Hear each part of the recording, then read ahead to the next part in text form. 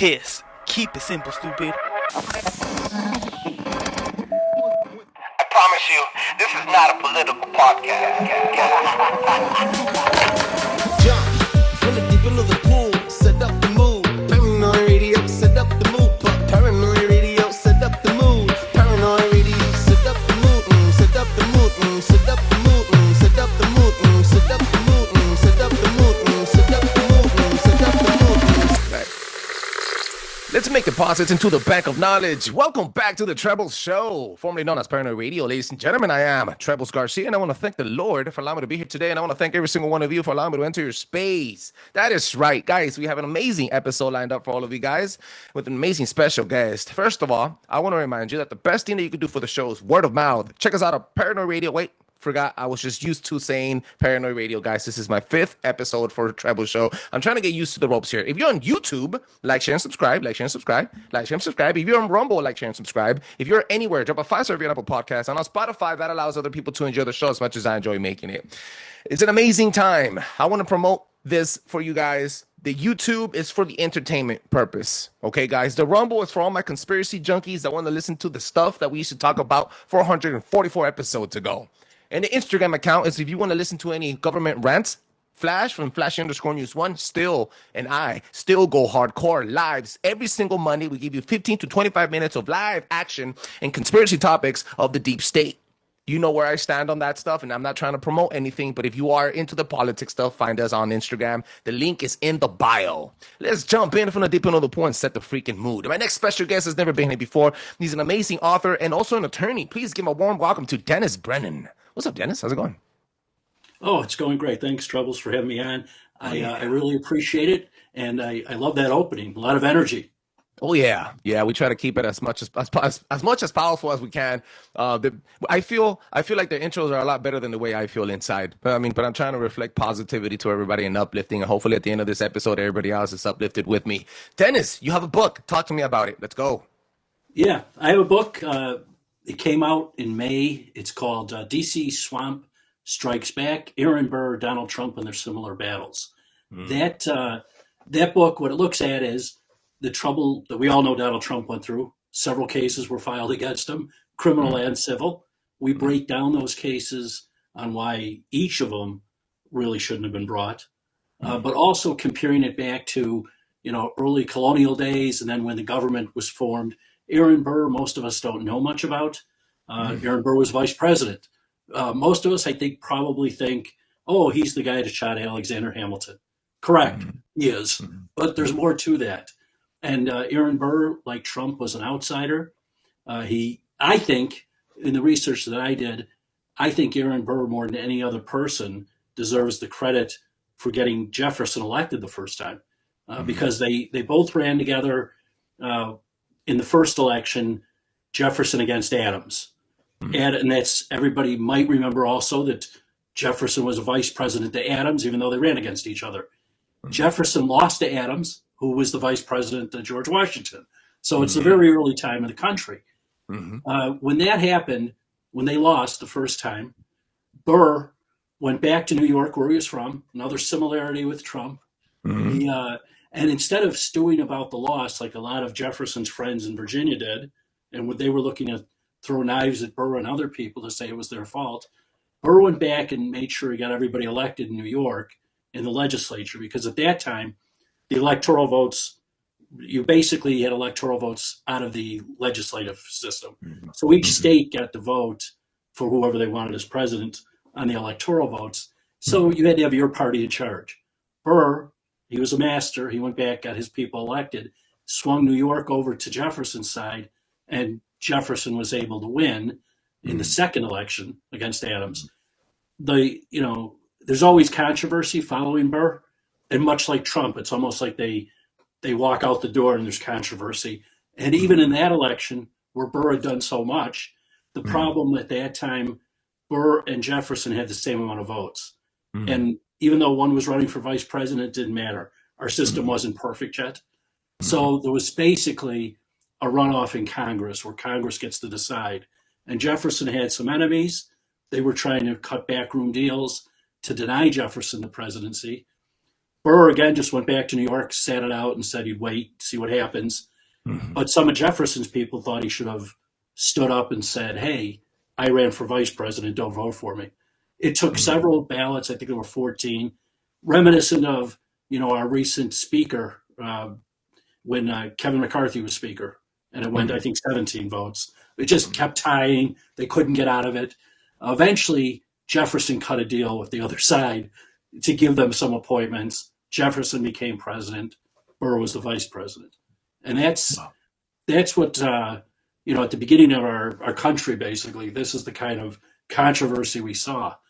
There were, Burr, didn't run in the second term. Jefferson basically dumped him as the vice president. He had controversies with the duel. Dueling was illegal.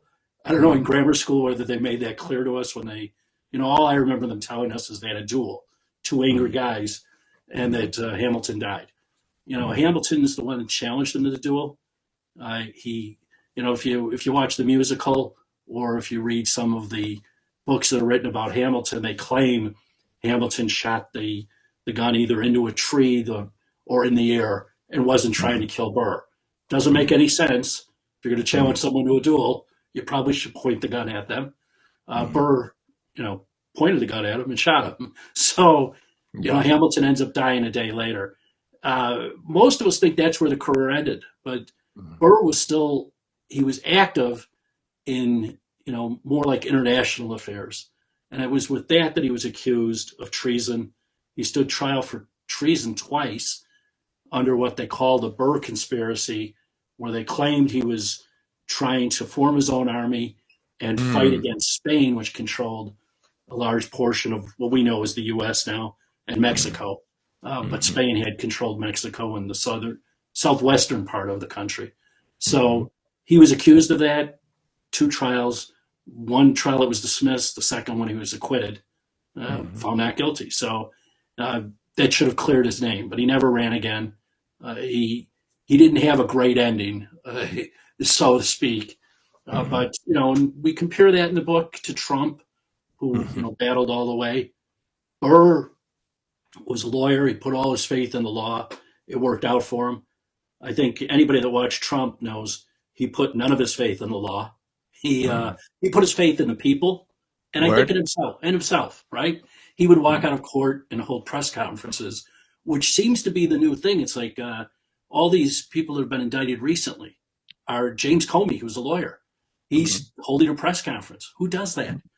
Every defense attorney has to be sitting there saying, "Are you nuts? You can't get indicted and then walk outside and talk to the press about your case. You're going to say something, and it's going to be bad." Yeah. But Trump turned all that upside down. It's funny. All the similarities and even gunshots resonate. Time. I like saying this. My buddy from Flash underscore one, my political analyst told me the same thing. He goes, "Time doesn't echo, bro. But it does. No. Time doesn't repeat itself, but it does echo." And I was like, you know what, bro? That makes a lot of sense. It's just back then in the day, people didn't have social media and computers in their pockets to videotape everything or record everything and then stream it directly into your consciousness, directly into your face, and or control the narrative. Right. And that's, Burr disadvantaged compared to Trump, right? Because Trump walks out, cameras are on him. He's tweeting or Truth Social, whatever truthing. I don't know what they call that. But, he's everywhere. And then he has other people doing it too. And, the news media, the 24/7 cable news, everybody is covering him. With Burr, weeks would go on before someone read it in, what the old fashioned newspapers back then, which were no better than what we have now. They were really advocates rather than, it was called the party press era. I dig into that in the book to talk about the similarities about the media, which I'm no fan of.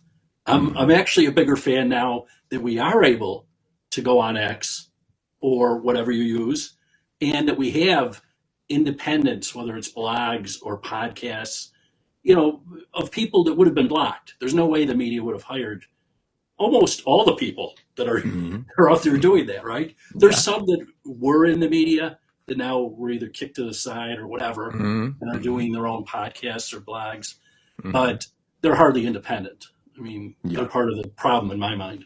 Yeah. And quite frankly, the money.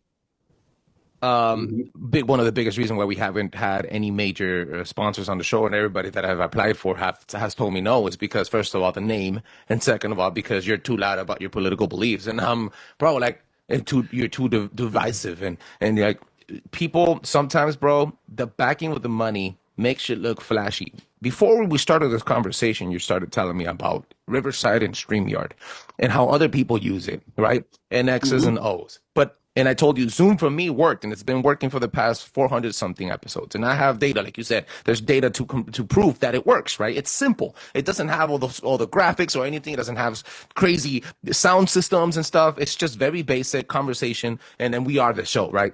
But a lot of people don't like that. A lot of people like to be entertained.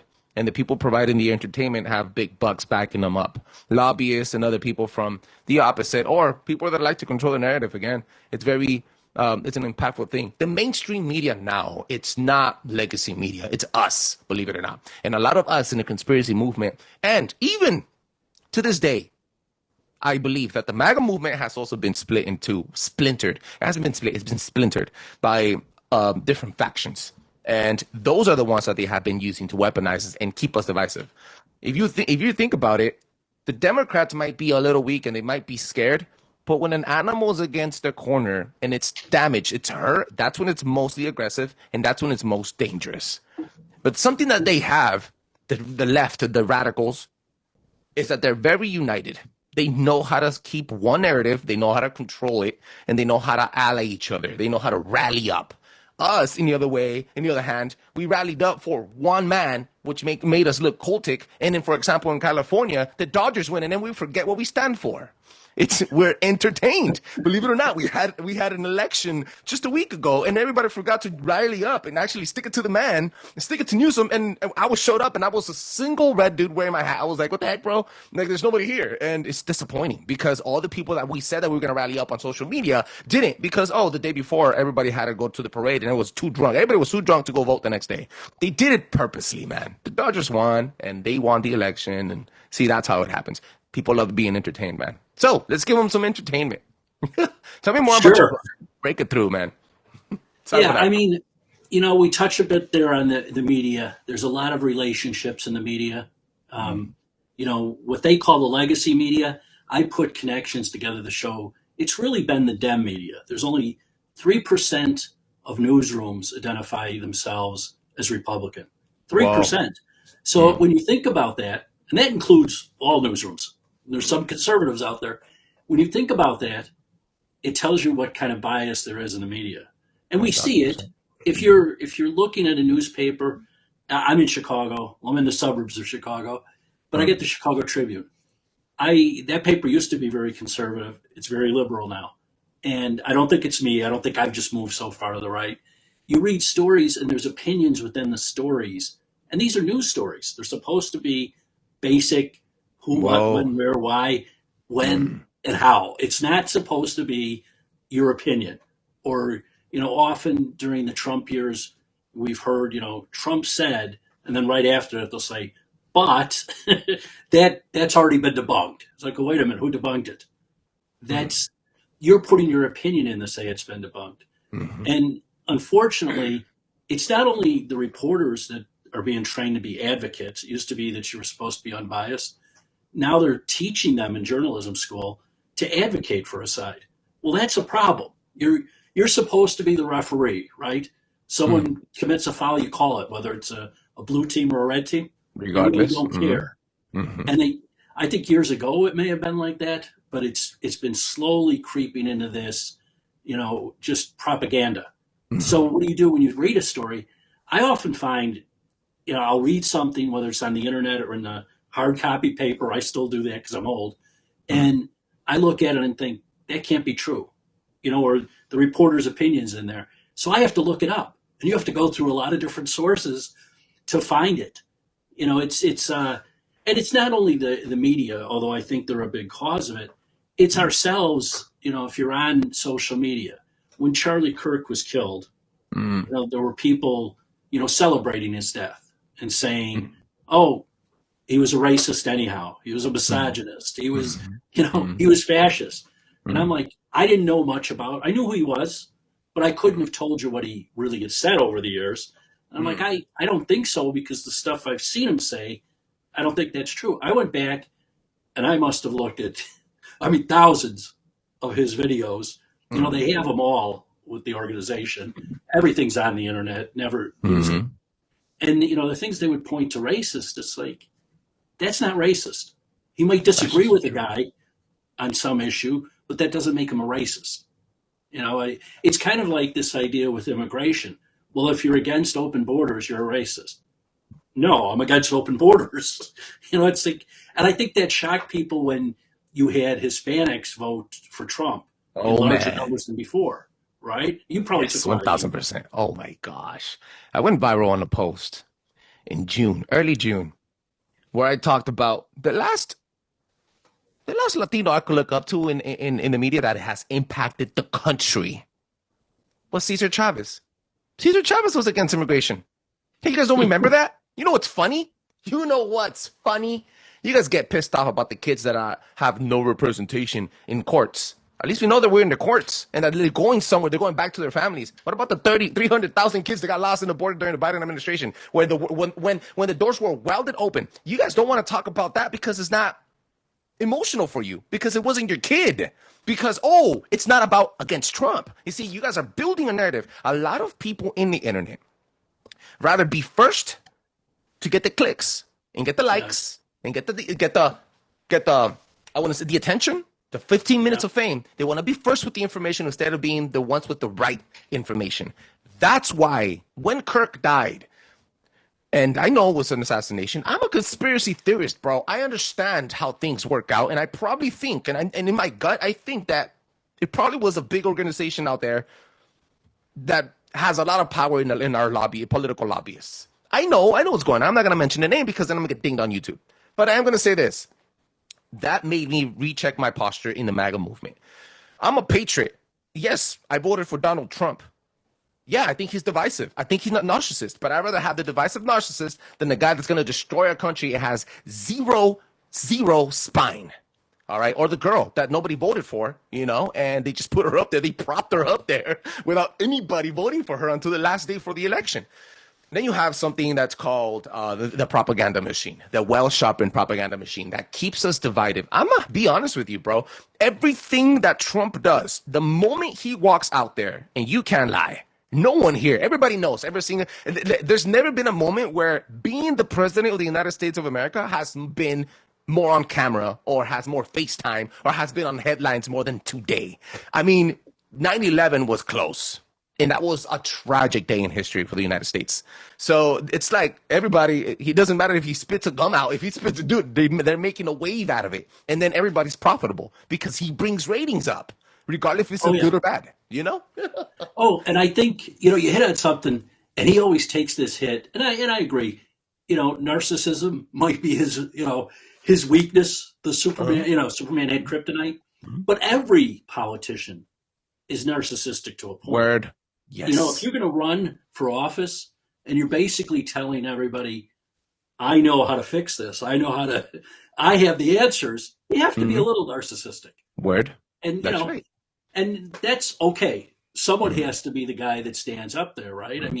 There's people, whatever they do in life, you have to have some confidence that you can do it. Trump obviously has confidence. There's no doubt about it. And, and I think he does a good job. I think the idea that they attack him, if the worst thing they can say about him is he's narcissist, well, so are you. We all are to an extent. Word. It's called the Trebles Show, man. I'm a narcissist, I'm a narcissist myself. I kicked out everybody and I said, no, it's me now.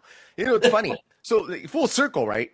Went viral on a video that Latinos for Trump put up, and they reposted, and it went viral on their page on Instagram, and it went viral on mine too. You should have seen. I was flooded with this crab-like behavior from the Latino faction, from us, from my raza, from my peoples. they were telling me, oh, we're going to freaking find you. Oh, you freaking sellout. Oh, you coconut. You're brown from the outside and white from the inside. And I am a coconut. Forget you guys. All right, guys. And they were telling death threats, bro. Threats against my life, against my kids. They were threatening about my channel. And then on top of that, there was the wave of patriots from all different creeds, colors, and sizes that came to back me up on the comment section. It was massive. I was really mostly ashamed of the people that were threatening against my life, instead of saying, man, you know what? And then people forget, the more you protest, the more you take it to the streets, the more American that you are. You and I are not so different, because I've never met a group of people that's more racist against their own kind than Latinos. We have a crab-like structured lifestyle, bro. Mexicans hate Salvadorians, and they speak the same freaking language, and they live in the same third world country. It's retarded. All of that, Central America, South America, it's the whole same thing, different country. It's the United States background, bro. It's retarded that you guys talk about pupusas, tamales, and tacos, and then battle each other, and then talk behind each other's back, and viciously go to lunch together. It's retarded. It's retarded. Anyway, sorry for ranting so much. Yeah, man, Brennan, keep talking to me about your book. Well, that's interesting in itself. But, I think we always have these factions in politics. Back in Burr's time, he had the enemies like Alexander Hamilton. But he also had, when they picked him as the candidate to run with Jefferson the first time, and then, Jefferson was kind of like, whatever. He talk about a narcissist. He kind of thought it didn't matter who the vice president was. He would be president. That's good. And, I love Thomas Jefferson, right? But bit of a narcissist when you think about it. So, Burr really was plucked out of relative obscurity. He had held office, but not at that level. Trump himself comes out of, TV basically, and business. But mostly, I think his celebrity really was born in the development.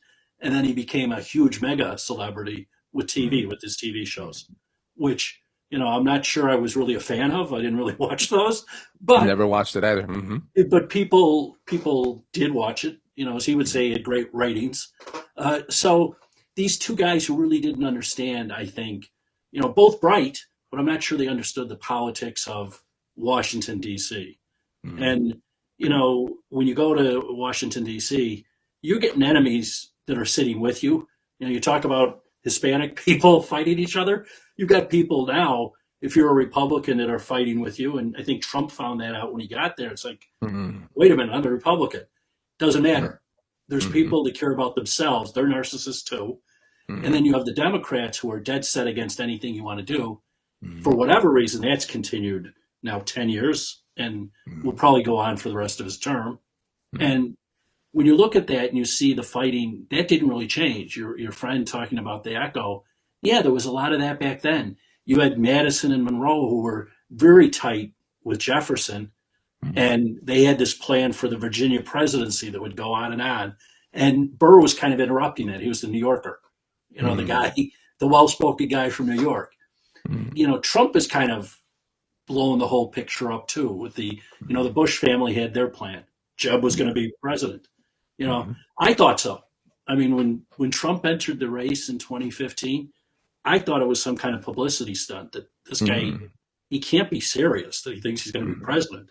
He's been, now I will admit, I knew of him, but I didn't know there is depth there. There's depth to what he does. I mean, and if you look at the policies he's had, I think the first term wasn't anywhere near what the second term here is. Yeah. As far as bringing in the people and being dedicated to a purpose, realizing a little bit more about what Washington is. You got to watch the people in front of you, but you also got to watch the people behind you because they're all trying 1,000%. They're trying to stab you and undercut you. They're throwing things that you're going to trip and fall. There's a lot of people, I think, in both parties that would like to see him fail. And that's pretty sad. I mean, they should want the president to succeed. Yeah. It's because of the money play. There's a lot of money involved with different areas. I'm not a millionaire, people. I'm nowhere near being a millionaire. But I'm going to say something. People are more upset about EBT, which it's already lifted, right? But the EBT SNAP thing is already came out. But when it was held at 30 days, 29 days, and November 1st came around, people were like, uh-oh, You know, there's going to be looting now and this and that. And but he's still building the left wing of the White House into a nice millionaire ballroom by millionaires and stuff. And I'm like, look, bro, let me tell you something, bro. You guys are bitching and screaming about him breaking down the left wing of the or the right wing of the White House to make a ballroom for special guests. But when Black Lives Matter was and throwing bricks and everybody was burning the city, the same city where your mom grew up and the same liquor store where you get your milk from was burnt down to the floor. You guys weren't bitching about that. Now you're bitching about a ballroom just because you don't have your SNAP benefits. That's in a different pocket of money. Like, that's not even coming out of your taxes for you to bitch at, bro. That was privately made by private owners and people that are cooperating with him for the future. It's not about freaking government money out of my rib that you're going to be getting fed out of. You guys are freaking dumb just read a book. Chat GPT. If you're gonna be lazy about it, chat GPT. It's easy. Well, is right there. I think, although I think Elon would say is it Grok or Grok, whatever they want. Grok, yeah. Grok is pretty good too. I heard great things about Grok. But I think, the problem is people want to believe, like the people complaining about their benefits. They've been Democrats that are complaining, and they're going to be Democrats no matter what, it appears, even though when you see this play out, it was the Democrats who wouldn't extend the continuing resolution. Yeah. They didn't care that you weren't getting your money. You were a leverage point. Yeah, I would make the argument that they used you. They didn't, it's like you're just going to be a pawn in our little fight with Trump because we want to get whatever they wanted with insurance, with the Obamacare. It's like, and they didn't end up getting that. So what are we talking about? How could you still back them? If I was a recipient of that money, I'd be wondering, like, is anybody on my side? I mean, Trump, to his credit, has said the people that deserve it should get it. And when you see that 42 million people get SNAP benefits, you do have to wonder, like, we can't be that poor of a nation. No. And I know there's poor people. Poor culture. Yes. Yeah, right? And it becomes, I'm entitled to it. And I don't know what you can believe on the internet because, people, they video themselves or other people with these things they say that makes it sound like, I want my money, I'm coming after you for it. Is that an act or is that someone actually doing it? I don't know. No. I'm from the streets. And I can tell you this right now. I know people that have been on EBT for generations. I grew up with them. I was adopted at 12 years old by a Mexican family. I can tell you I came from the street. I'm telling you right now, I know people that have been on EBT. That's not what it was designed for. It was designed for example, my wife has lupus. I spend so much money on hydroxy and all her medicines. She's on 6-7 different pills every single day. This is personal to me. I don't qualify for Medicare, neither does she, because I work full time. Do you understand how hard it is to be a single provider in California with a sick wife, 2 kids, and not be able to get assistance from the government, and watching everybody else that doesn't even have a freaking job go to Disneyland with their kids when they get a tax return and still get $800 worth of benefits monthly? It's retarded. It's fucked up, and it's broken, and it's not right. This is why it's personal to me. I don't care if you're brown, white, Asian, black. I don't see color. I see fuckery, and I see a lot of it. So sorry for my language. At the end of the day, bro, I don't care if you're brown. It's not designed. If I have to work 120 hours every 2 weeks to feed my children and be the sole professor, provider, and protector of my family, you should be able to work 20 hours of community service to collect that check. If I have to pee in a cup to hold my job, you should be able to pee in a cup to collect that check. It's not hard math. It's easy. Let's make America great again, guys. Come on, guys. Get a little patriotic. Where's your soul? And then the culture behind it. People are active. My mom, when I was a child, before I was taken away, my mom was ashamed to pull out the freaking food stamps and pay with that at the cashier. Now people are freaking slashing that card proudly. Oh, with the relief and stuff. I do. Well, there's a change in culture, right? I mean, people years ago, if you fell on hard times and you might have to use food stamps or other assistance, you really didn't want to. I mean, the mindset was, I want a job. I don't want that. I want a job. Just put me to work. I'll do anything. Now it's more of, well, I'll take the free assistance. And if I don't get the perfect job, and I got to tell you, I've had other jobs and there's no perfect job. I don't think that's out there. Even Donald Trump today would say, yeah, there's no perfect job, and he's had some pretty good ones, right? I Word. mean, Mhm. you look at president and you go, yeah, that's not a great job. It sounds great, Mm. but there's a lot And to it's it. not greatly paid to be the No, leader of the free world. It's not great paid. It's no, not. it's not, Mm, especially mm. when you're a millionaire or billionaire, Yeah, whatever he is. yeah. But even, for most of these people, I think the only guy that probably made more money in there was Biden. He seemed to turn that into most of them, whether it's Obama or whoever, did it Mhm. after they left. Like Obama made a lot of money after leaving. Word. That's common. Mhm. You might not like it, but it's common. Mhm. The idea of making money while you're in office, that's Nancy Pelosi stuff, right? Oh man, if you look at her portfolio, you're like, oh, she rules the world. If you look at Right. her stuff, man, you're gonna be shocked. Yeah, I, she should be in jail, bro. That's nuts. I would have Investigated, liked at least investigated. I would have liked to have just had, when she was talking to her husband and they were deciding what stocks to buy, I would have liked to be listening in. Like, go with that one. Call your own Yeah, guy. yeah. Yeah, Nancy's buying It it. would I'm be buying awesome. I think it would sell if she would make a documentary. And hey, man, I'll buy that documentary, bro. I'll support the cause. If she made a documentary of all of those conversations that have passed, right, from all those purchases and it. Yeah. sales, and then this is how it became rich. Bam, she puts it on in public. It'll make her look good, and people will take after her. Maybe she could be the next star for the Democrats. I mean, it's Well, she it could, is. when she was first elected, and this is in the book too, she actually said that she was going to Washington to drain the swamp. And Oh, I know what that's you meant by that. Yeah. And that's, it's like, yeah, she didn't drain the swamp. She became the swamp. I mean, I don't know if there's anybody in the history of the country that's done better, serving in the House and being Speaker and making so much money. Whether it's your husband or yourself, Mm. it's all the same. It's a joint account. Knock it Mm. off. You know, Mhm. that's it's kind of amazing that she would go saying I'm draining the swamp, but you're actually becoming the swamp. And yeah, I think if she was to come out now, assuming she couldn't be prosecuted, statute of limitations or whatever, and really tell the real story, how, or even be the one, you'll get some people like burglars that become security system analysts and consultants, and they'll tell you how to secure your business or how to make sure people can't rip you off. And often they'll say, well, how do you know? Well, because I did it. I ripped them off for millions of dollars. I'll show you how it won't happen to you. And they're Right. popular. So she could do the same thing. I can tell you how the next congressman won't be able to rip you off. I'd buy that book. I'd watch that movie. You're an attorney. You're a smart individual. Let me ask you something. This just came up right now when you're talking.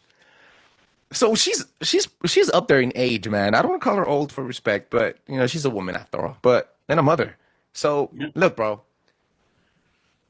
you're already on your way out almost. You're pretty up there, and you could live 8 times your life with the amount of money you have. What do you want all this money for? You always gonna be followed by a camera because you were a politician all your life. What are you gonna do with all that money? Where do you put it so that you could enjoy it? You have to be hiding. It's not like if you can live a public life or a quiet one, because it can't be quiet because you're a celebrity, right? Like you're in the system. I don't know what's your point of view on that? How do you live Yeah. happy with all those millions and not be a problem? Right. It's always the problem when people talk about what would you do, like if you won, I don't know if it's Mega Millions or Powerball, one of them has like 900 million, right? Mm. And if you won that, all of a sudden your life has changed. I mean, you're walking away, with about half of that if you take the cash payment. And if you just invest it, even at 5%, you're going to be making 10 million or so every year. Mm. But what do you do? Your life has become totally different if people know about it, and they're going to know that you have money. Just even someone that has money. Now, if you're recognizable, whether you're a former president or Pelosi is just the same, everybody knows her. She's been there so long, everybody recognizes her. You almost need security all the time. And especially now, the way politics and, our advocacy for those politicians or our side or their side has become, nasty and now violent, as we saw, where Mhm.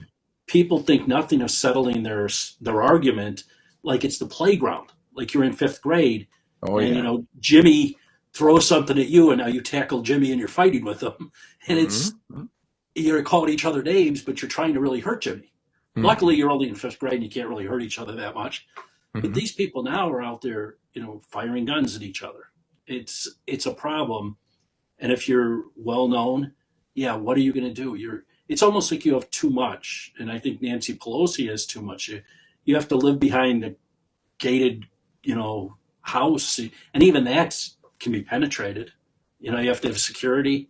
It's not a great life. I mean, in some ways, even though all of us think of, boy, if I was a billionaire, is it all that good? I mean, even Charlie Kirk, he appeared on Bill Maher's show, his podcast.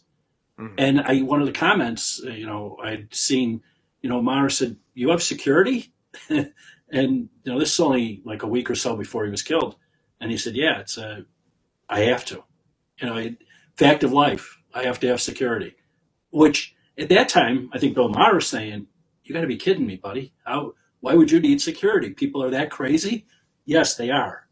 I'm surprised, I guess the difference is it's been the left that's that crazy. So Bill Maher, although he spoke it out against some of those people, he's still considered a liberal, and maybe he's not in danger. It's certainly, Charlie Kirk was pretty far right, so he was in danger as a celebrity. The same people that don't want guns are down to shoot you with one of them. I'll tell you that much if you don't think I like them. The same people that told your kids and yourself to put a mask over your body and take 1 million shots and boosters and saw your grandparents die and you weren't able to freaking put them down in the ground because you were going to get contaminated and all these other stuff. Those same people are the same ones that are down to take your life, take your habits, take everything that you own, have, or belong to. It is sad. Now I'm not talking, look, guys, if you could be whatever you want, but when you're damaging the identity of children at a very young age, you are going to have repercussions. Dennis, I have one more question on the way out, and I ask this question to everybody right before we end the show. First of all, I want to thank you again 100 million times for being. It was a fun conversation. I don't think we spoke too much about your book, but we are going to put that on the description of the show, and then you're going to have one last message on the way out. What is your favorite emotion? Has it changed your life, and have you weaponized it?